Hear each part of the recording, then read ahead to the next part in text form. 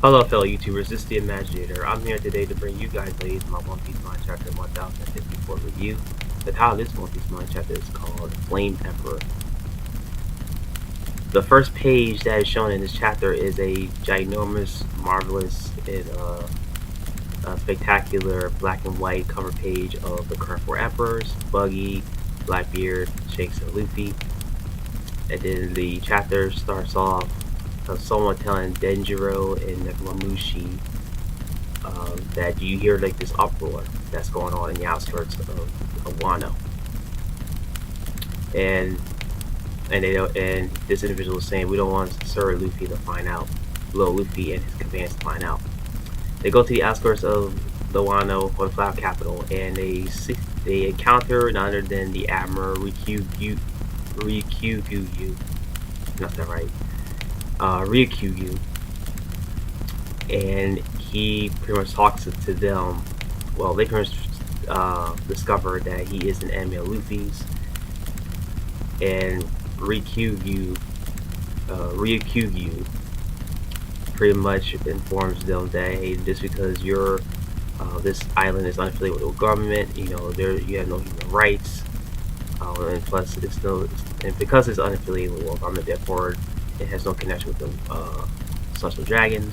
And you say that he had no rights, well, human rights, and he goes on the attack, and he metamorphoses by using stealth fruit and turns into pretty much a tree man, or he calls his stealth fruit the name of his stealth fruit is called Woodwood's fruit, and he pretty much turns into a forest, and you see all this life and land coming manifesting around him.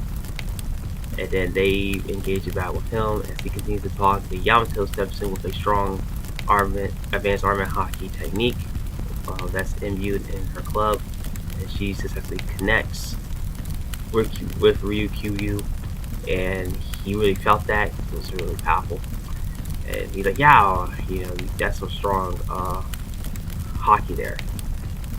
And then Momonosuke intervenes, and he goes on with his attack, but is pretty much intercepted by Ryukyu. And as the forest, well, as Ryukyu is squeezing Momonosuke in his dragon form, Momonosuke informs Yamato to not intervene to fight. And then it cuts to Shanks and his crew, and Shanks and his crew are very thrilled and happy at how far Luffy has become, and now that he's an emperor of the sea now. And Yasop is reluctant to see his son Usopp. And I believe one of the other pirates was saying, yeah, that's not No's kid. He's still messing around our parks. We gotta do something about it. Certain along the lines, he said. And then Shanks looks at Luffy's current wanted poster, and he said, and then there's a flashback of him and his crew chasing a treasure chest that contained Gomu Gomu no Mi. And then there's a quick preview of Luffy back when he was living in Fuchsia Village, them celebrating and happy. That was back when Shanks wore the straw hat. And we see another panel, well, and then there's another panel, Shanks giving Luffy the hat, straw hat, and just talking to him, having a nice friendly conversation. And then at the end of the flashback, Shanks holds his unarmed, and there's a blood pretty much oozing out. Drops of blood. Drops of blood oozing out of his unarmed arm. Then it goes to most of his the other crew members, the more recent recruitments, say to themselves, well, our bosses know about Straw Hat Luffy, but did you know what I heard about Straw Hat Luffy? That he's an uncontrollable monstrous ape man. And then Shanks tells Ben Beckman, hey Beck, let's claim the One Piece. Then it shifts to the Last Fortune chapter, where we have Akaniyu and a Navy Marine soldier who is the director of the investigation, and Kizaru, and they're pretty much discussing all the current events that are going on in the world. That now Sabo is announced as the Flame Emperor, and there's a newspaper stating that Sabo killed Cobra, and Vivi also, and they also mentioned that Vivi also disappeared around the same time after her father got killed. And then they also informed that they also was talk revealing that the revolutionaries were in the land, the God land, in the reverie, and they pretty much will declare war. And like they shot something, a flag or something, kind of reminiscent to Union's Lobby, I believe. Like, and then at the end of the chapter, there is a group of pirates and have a picture of Sabo as they chanting and roaring about the Flame Emperor, and the announcer was pretty much saying that the times are changing. And then I believe, yeah, Kizaru was saying, could we assume that this is the murder of St. Charles?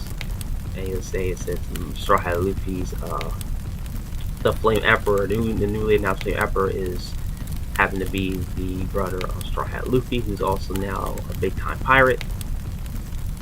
Akiniu goes on and says, this is the worst time that I picked as being a fleet admiral, but no matter who gets in our way, I'm going to drown them and take them down to the sea. And that's the end of the chapter. Overall, I really enjoyed the chapter. I thought it was a great and well-informed chapter. I liked certain things that I got to see with Shanks in his flashback, and how the Nine Scabbers are trying their best to protect the peace of Wano from Ryukyugu, who's pretty much a disturbance of the peace that they were longing to achieve for the past score. I like how Yamato actually came into and did her advanced Conqueror's advanced arm and hockey technique with the lightning just coming out of the surrounding of the club. Shanks, and pretty much she goes to show you about the flashback of Shanks, how he is getting this. He's really wanted this fruit, because so obviously he kind of knows something about this fruit in order to go as far as lengths as to retrieve it from the government. And the announcements in the current, I like the current situation. Well, I like the announcements of the current status of the world now. Where's Vivi? What's going on with Vivi? Where did she disappear to? Sabo being announced as the new Flame Emperor, which is pretty crazy and dope at the same time. The fact that the Revolutionary Army went into the Holy Lands and pretty much try to rescue their wounded member Kuma, which they were successful in doing, while defending against 2 admirals, which is pretty insane. To be able to do that with 2 admirals is a remarkable feat in itself.